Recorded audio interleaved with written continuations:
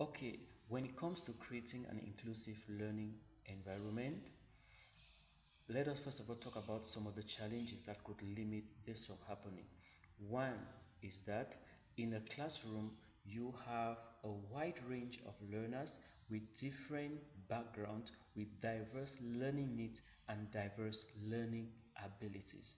So, because our learners in a classroom are different, if you have 20 students in a classroom, for example, those are 20 different individuals who learn differently from each other. So that poses the challenge of creating or establishing an inclusive learning environment.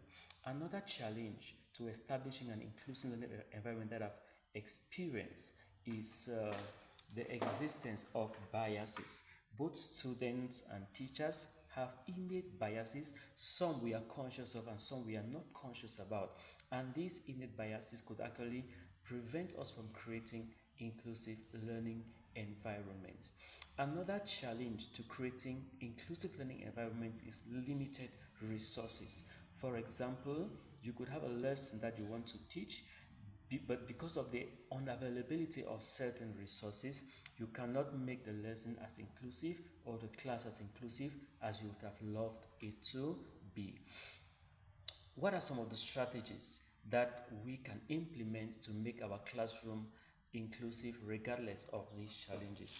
Personally, one of the things that I do to make my classroom inclusive is that at the beginning of every academic year, the first thing I do when I come to class is to actually establish a classroom contract or a set of classroom rules and regulations.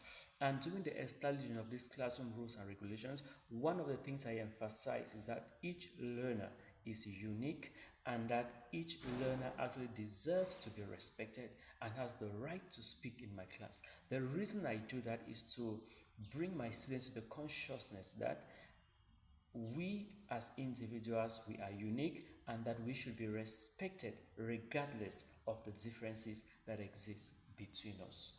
After the establishment of these classroom rules and regulations, another thing that I do is that I actually encourage my students to work together as part of a team.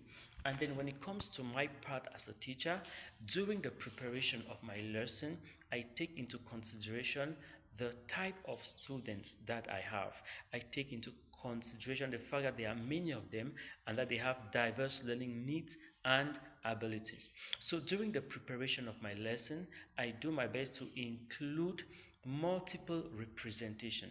I use audios, I use visuals, I use graphs, I use pictures, I use diagrams to appeal to the different learners that I have in classroom. So not every learner will learn from lecturing, but when I include these different aspects in my lesson, it helps the different learners to actually learn. So creating an inclusive classroom requires planning that takes into consideration the diverse needs of the learners. And then during a lesson itself, another thing that I do is that I encourage my students to work in groups. So I divide them into groups based on their learning abilities, and after I've taught a concept, that allows the students who learn faster, who have gotten the concept, to help their peers. And it has proven that these students tend to learn more, understand more when their peers explain concepts to them than even when the teacher explains those concepts to them. Another thing that I do in my class to make it more inclusive is that I make use of local resources. I make use of local resources and I do my best to make my lesson relevant to my students so that they don't see the concepts that I teach as abstract, but they see them as something that they can identify with in their day-to-day lives. Another